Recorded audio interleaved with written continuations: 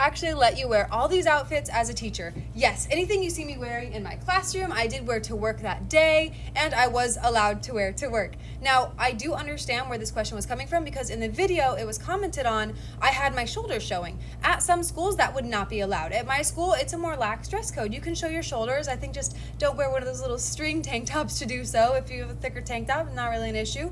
You can also wear open-toed shoes here. Plenty of teachers at my school wear Birkenstocks, wear sandals. It's not an issue. So there are certain rules that are not always implemented or even in the teacher dress code at all. At my school, there's more lenient dress code for teachers, and that's just, part and partial to working in different areas. I also work in Los Angeles, and at all the different schools I've worked at, there's never been a strict dress code, and I was kind of able to wear whatever I want. It was just sensible. You're at school, you're not dressing the same way you would at a club, obviously. So that is how I get dressed every morning. Now, if you're wondering if I'm allowed to be fashionably expressive, yeah, no matter where you work, you should be allowed to express yourself and your sense of fashion as long as you're in alignment with whatever the dress code is.